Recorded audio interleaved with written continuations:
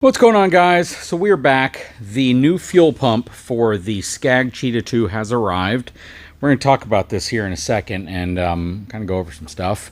If you haven't been following the previous videos on this, I just recently did kind of a follow-up video to this after having it for 4 years and how well it's been performing, considering the fact it has really low hours and considering the fact that when we first got it, we had a major issue with a spindle not being greased, causing it to seize up and actually bending part of the deck. It's kind of crazy.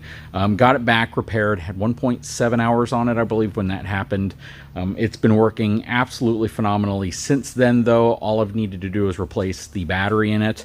The Toro right next to it, this is the HDX 2000, which is a commercial zero turn.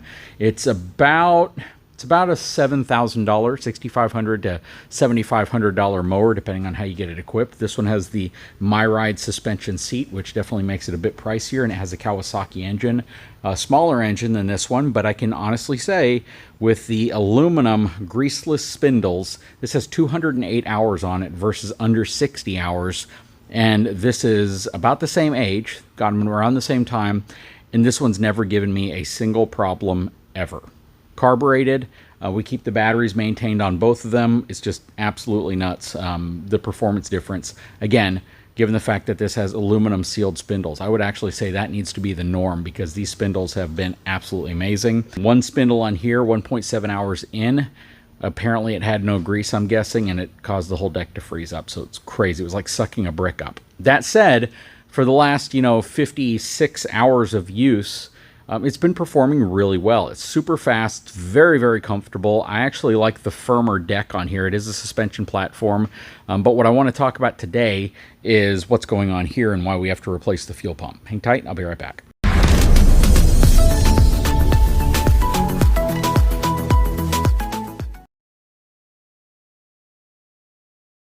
So the question ultimately is going to be, do I have to replace the fuel pump? So we've done a lot to resolve an issue that's been going on with this mower, and that is the fact that whenever you idle all the way up and you're about to engage PTO, whether you turn it on or not, a PTO that is, it starts to bog and idle down. And it seems like the electronic fuel injection system on here is having some type of an issue getting fuel into it. Now, I've done quite a few things, and I accidentally broke this cover on the back trying to remove it.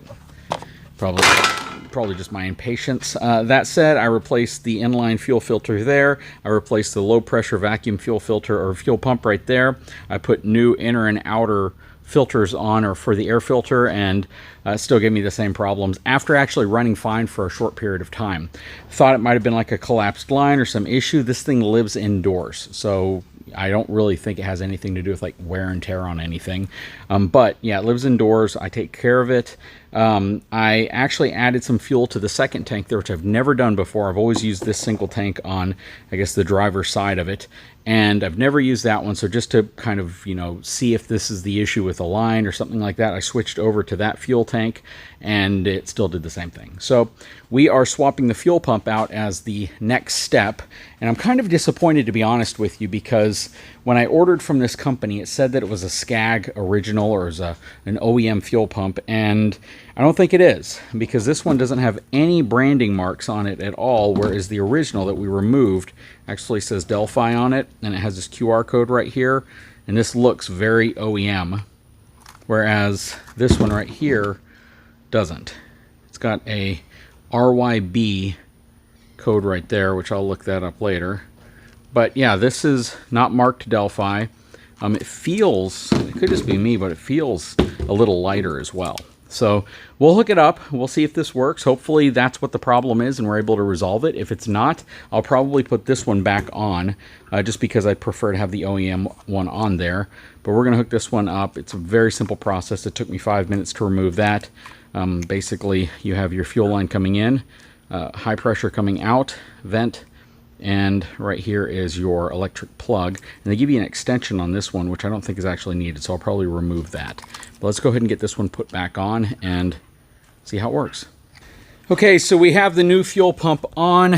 It's, again, just as simple as plugging in the right connectors right here, here, here, and then this adapter is needed. So it comes with this cable, as you probably saw in the original picture, and the OEM cable does not plug directly into the fuel pump. So this little This little adapter that they give you is absolutely required in order to make it work. Again, a little disappointed that this isn't the OEM pump, but you know what? There's so much stuff on this Kawasaki engine that is cross-brand compatible, including that which was packaged as a John Deere vacuum fuel pump.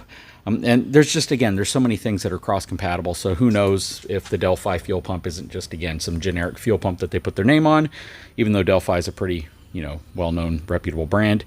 But let's go ahead and get it started up and see how it works. Hopefully, we don't have any problems with it, because I'm kind of tired of having a $13,000 mower inoperable when it only has less than 60 hours on it. So, hoping I don't have to take it to the dealership to have them work on it. It is no longer under warranty.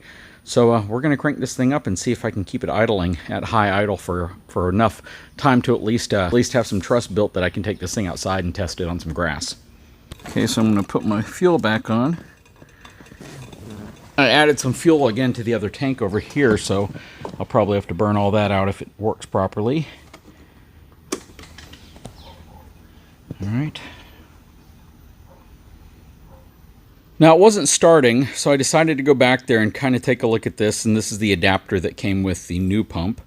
And what's really frustrating when you buy parts that, again, are supposed to be OEM and you clearly can see that they're not, is the quality. And the pin inside there, which you may not be able to see, the one over here on the left side of the picture, right there, that pin was pushed in, and it wasn't actually seating, so there's no power going to the pump. So let's try to get this straightened back out. I was able to push the pin back out. Let's see if we can get it connected without it pushing back in there.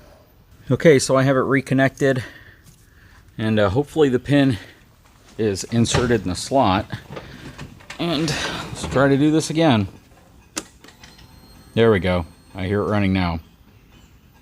Give it a second. I'm gonna turn it off. Do it again. I can definitely hear it running this time.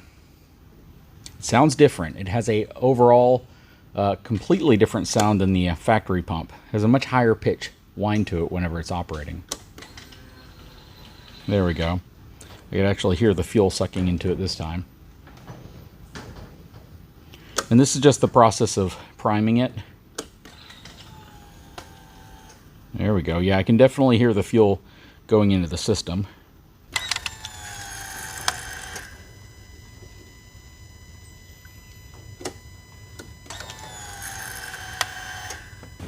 Okay, let's give it a try.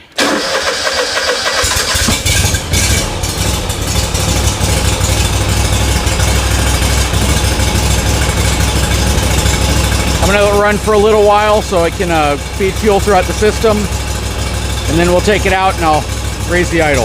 Okay, so it's running.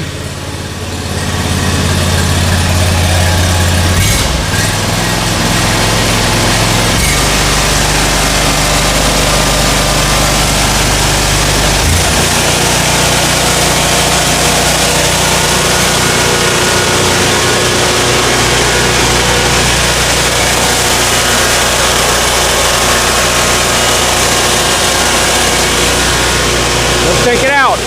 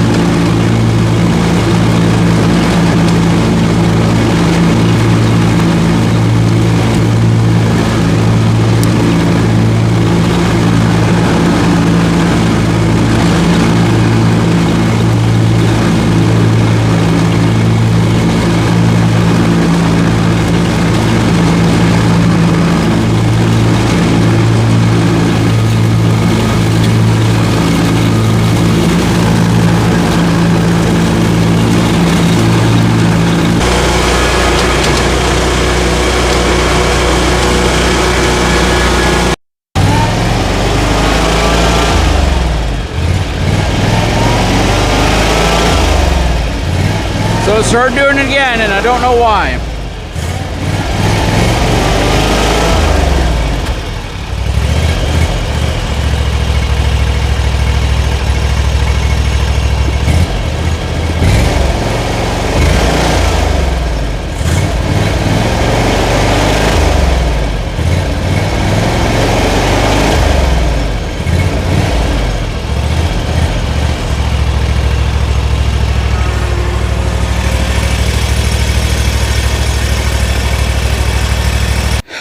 Well, that sucks.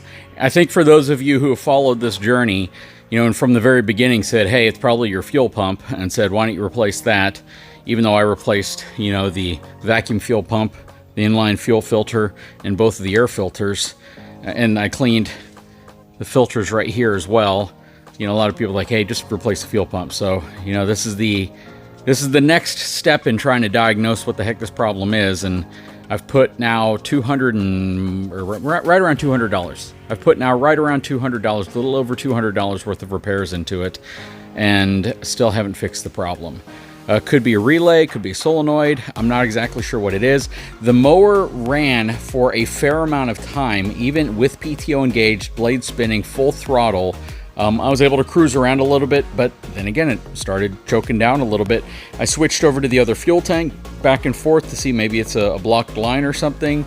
Again, new inline fuel filter in place, and I still can't figure out what it might be. So yeah, I would love if you all happen to be like a small engine mechanic and could help me diagnose this to help me figure out what you think it could be. But I've ruled out quite a few things at this point. It could be the computer, if it has one.